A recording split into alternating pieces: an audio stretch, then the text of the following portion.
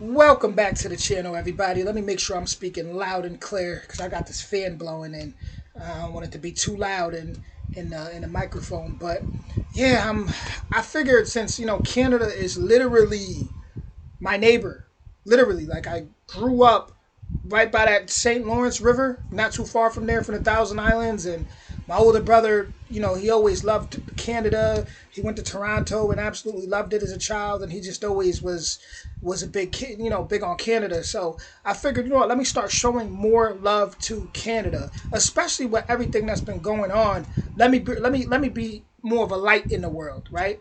Instead of feeding into the negativity.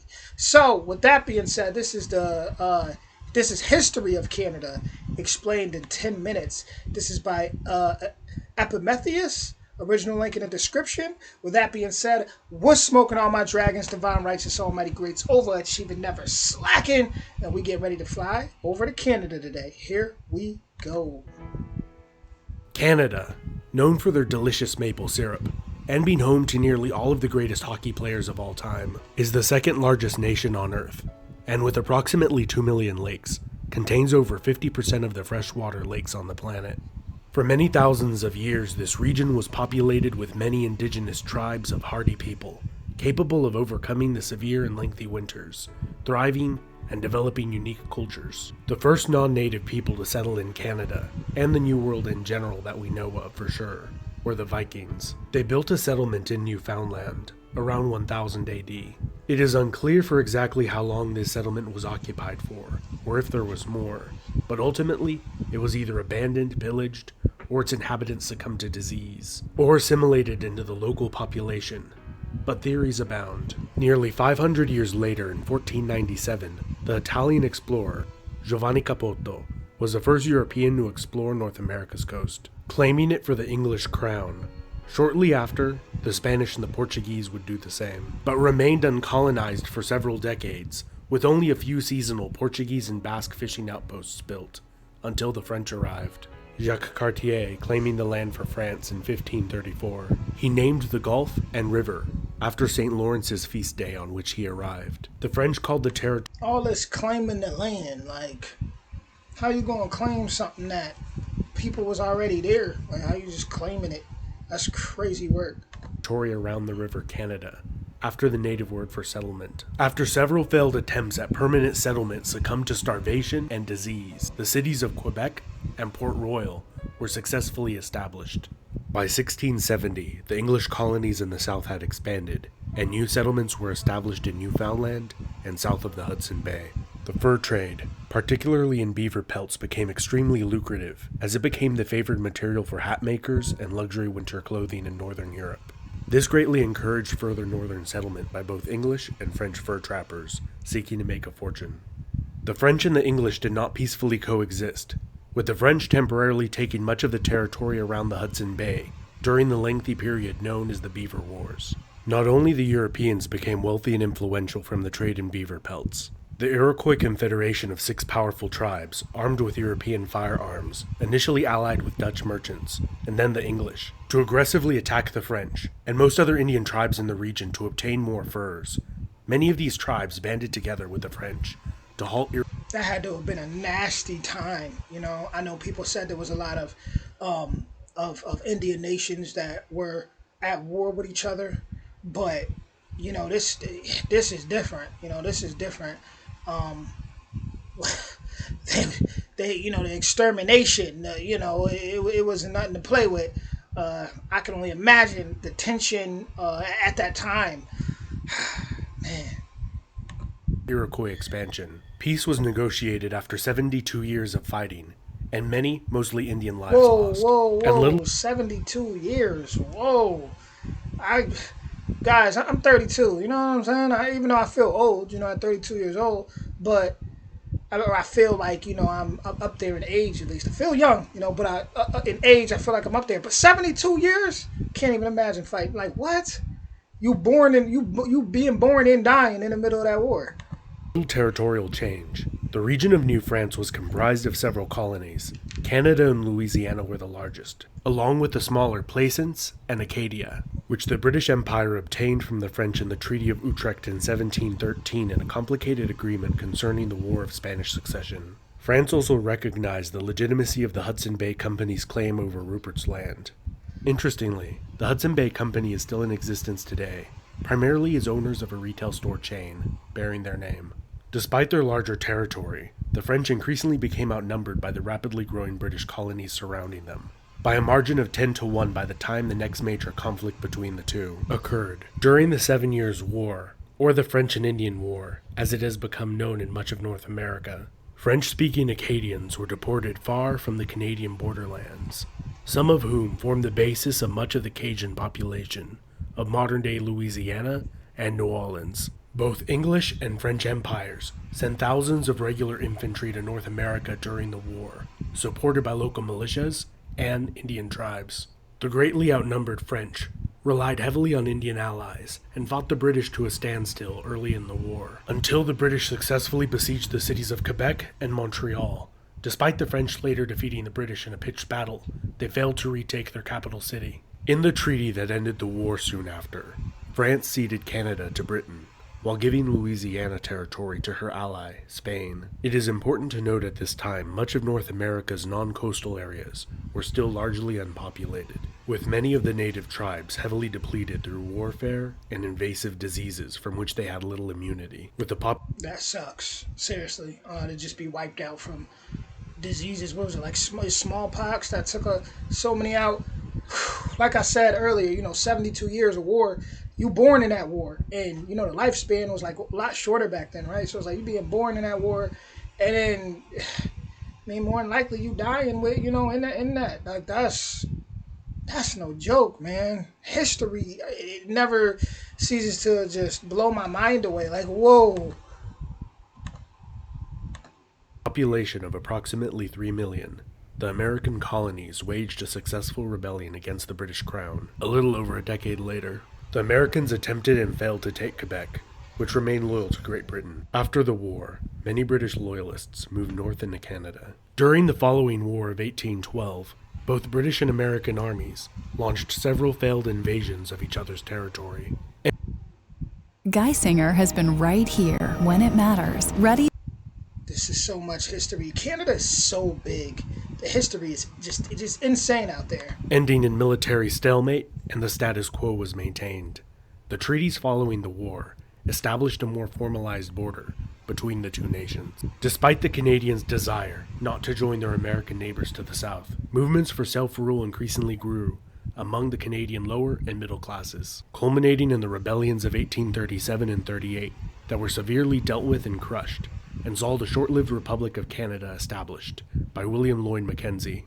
Despite the Republic's short-lived lifespan and diminutive size, widespread public support, not only from many Canadians, both French and English-speaking, but also from Americans to the south, spurred Great Britain's government to make major concessions in the rebellion's aftermath. The Act of Union in 1840 united Upper and Lower Canada into the new province of Canada, and the granting of responsible government soon after allowed for a far greater degree of self-rule to be exercised by the elected representatives of the people. In 1846, the disputed Oregon Territory was peaceably divided between Great Britain and the United States, pretty much by drawing a straight line and giving Vancouver Island to Canada. Throughout the 19th century, a massive boom in the logging industry fueled large waves of immigration to Canada, gradually replacing the fur trade as Canada's most lucrative industry. In 1867, the British North America Act, or more commonly called the Constitution Act today, established Canada as a self-governing democracy with Ottawa as its capital city. To the west, the Hudson's Bay Company negotiated the sale of Rupert's Land to the newly formed Canadian government. The Métis people of mixed European, primarily French, and Indian ancestry were the largest population of the Winnipeg area of what is now Manitoba. Fearing the land they had held for generations would be seized by newcomers from the east, they rose in rebellion, creating a provisional government. And after a tense standoff, an eventual occupation by federal troops, many of their demands were met, respecting their rights. The leader of the rebellion, Louis Riel, would lead another larger but less successful rebellion, 15 years later, that ended with his trial and execution. Louis Riel became a martyr, or villain to many Canadians, his death increasing the tensions between Indian Métis, English, and French groups in society. Because of the key role the partially completed Transcontinental Railway played in the suppression of the rebellion, political support for completing it soared among English-speaking Canadians, and the railroad was completed in only 4 years from when it had begun.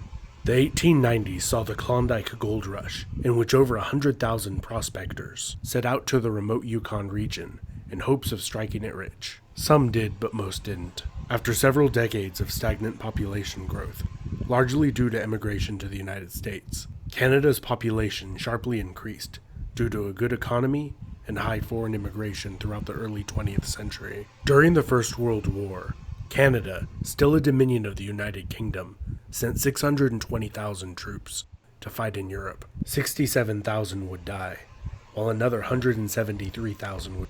Damn. Hold on. Whoa. I mean... Whoa. Rest up. That's crazy. I don't even know. You know when something leaves you speechless? Like, I can't fathom being on that battlefield and seeing all those bodies and all the people that never made it home and how that affected their bloodlines and their descendants.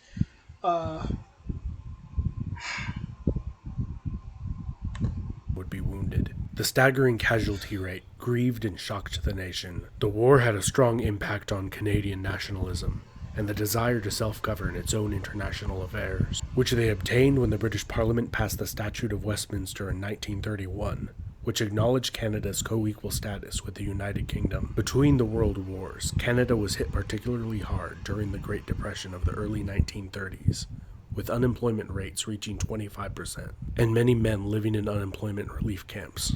During the Second World War, over 1.1 million Canadians served in that brutal conflict that left nearly 100,000 of them dead or wounded. In 1940... This is what I'm saying. The numbers are what's blowing my mind. The numbers.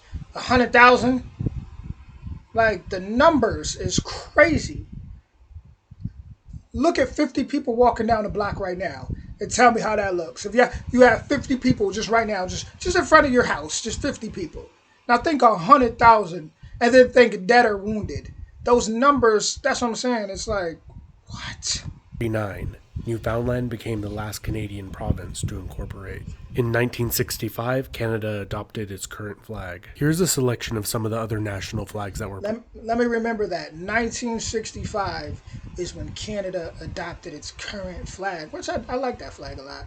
Especially me being big on the fall time. That's my favorite season, autumn. So that leaf right there is that's my style. I like it. 1949, Newfoundland became the last Canadian province to incorporate.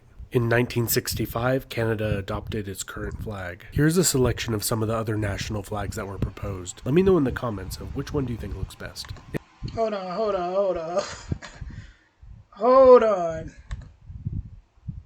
Where are those? Okay. Yeah, I like the one they picked. I mean, the one all the way to the bottom, left right there, that's not bad. The one you got Canada, y'all did good. I like that one.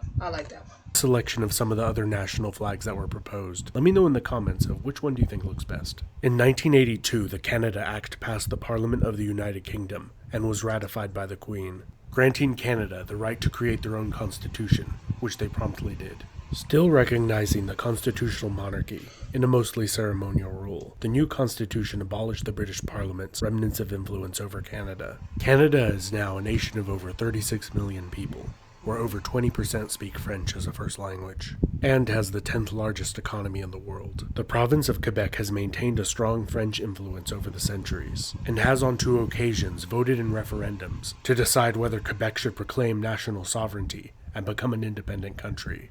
In 1995, it very nearly did not pass, with secession still being an issue till this day. This has been Epimetheus. Let me know what you think down in the comments. What Canadian province is your favorite to visit or live in? Don't forget to like, subscribe, and hit the bell icon to get notifications every time I make a new video. And big thanks to my supporters over on Patreon. They help me keep making content like this.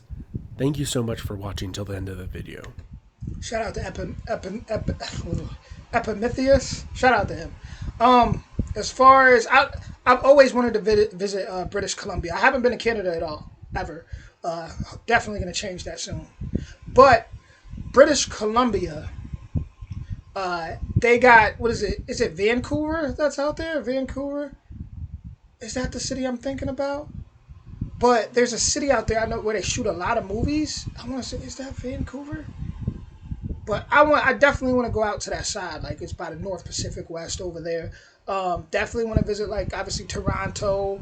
I mean, I'm sure there's so many places in Canada that are like hidden jewels. It's insane. I mean, even when I was looking it up, I seen like this.